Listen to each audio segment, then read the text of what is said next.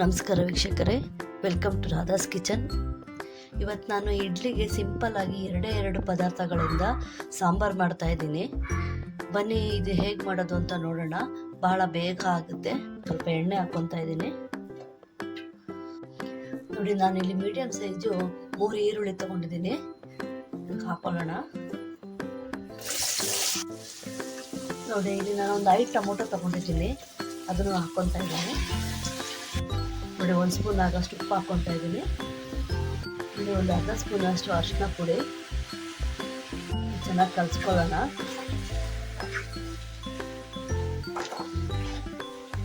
ಕೆನೆ ನಾನು 1.5 ಸ್ಪೂನ್ ಅಷ್ಟು ಸಾಂಬಾರು ಪುಡಿ ಹಾಕ್ಕೊತಾ ಇದ್ದೀನಿ.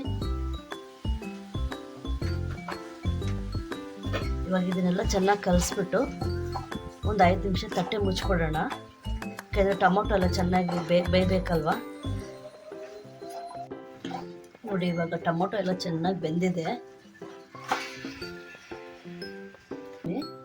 ಸ್ವಲ್ಪ ತಣ್ಣಗಾದ್ಮೇಲೆ ಮಿಕ್ಸಿ ಹಾಕೊಳ್ಳಿ. ನೋಡಿ, ಇವಾಗ ರುಬ್ಕೊಂಬರೋಣ.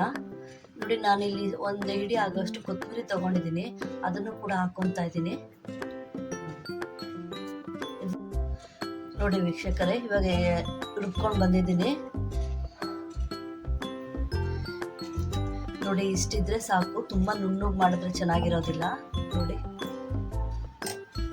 ಬನ್ನಿ ಈಗ ಒಗ್ಗರಣೆ ಮಾಡ್ಕೊಳ್ಳೋಣ. ನೋಡಿ, ನಾನು ಇವಾಗ ಒಂದು ಪಾತ್ರೆ ಇಟ್ಕೊಂಡಿದ್ದೀನಿ. ಇವಾಗ ಒಗ್ಗರಣೆಗೆ ಸ್ವಲ್ಪ ಎಣ್ಣೆ ಹಾಕ್ಕೊಳ್ಳೋಣ.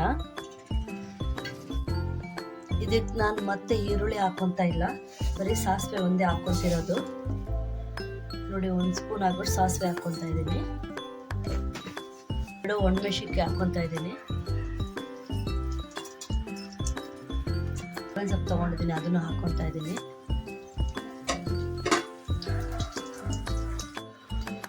ನೋಡಿ, ನಾನು ಇವಾಗ ರುಬ್ಬಿಟ್ಕೊಂಡಿರೋಂಥ ಮಸಾಲೆ ಹಾಕ್ಕೊತಾ ಇದ್ದೀನಿ. ನೋಡಿ, ನಾನು ಇವಾಗ ಇದರಲ್ಲಿ 3/4 ಭಾಗ ನೀರು ತೊಗೊಂಡಿದ್ದೀನಿ. ನೀರು ಹಾಕ್ಕೊತಾ ಇದ್ದೀನಿ. ಇದು 1-2 ಕುದಿ ಬಂದ ತಕ್ಷಣ ಆಫ್ ಮಾಡಿಬಿಡೋಣ. ನೋಡಿ, ಇವಾಗ ಕುದಿ ಬರ್ತಾ ಇದೆ. ಸಾಂಬಾರು ಕೂಡ ರೆಡಿ ಆಗಿದೆ.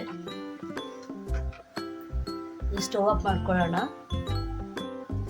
ನೋಡಿ, ಇವಾಗ ನಾನು ಇಡ್ಲಿ ಜೊತೆಗೆ ಸಾಂಬಾರು ಮಾಡ್ಕೊಂಡಿದ್ದೀನಿ. ಟೊಮೊಟೊ ಸಾಂಬಾರು ಬಹಳ ಸಿಂಪಲ್ ಆಗಿ ಬೇಗ ಆಗುವಂಥ ಸಾಂಬಾರು. ನೀವು ಒಂದ್ಸರಿ ಮನೇಲಿ ಟ್ರೈ ಮಾಡಿ, ತುಂಬ ಚೆನ್ನಾಗಿರುತ್ತೆ. ನನ್ನ ಚಾನಲ್ ಇಷ್ಟ ಆದರೆ ಲೈಕ್ ಮಾಡಿ, ಶೇರ್ ಮಾಡಿ, ಸಬ್ಸ್ಕ್ರೈಬ್ ಮಾಡಿ.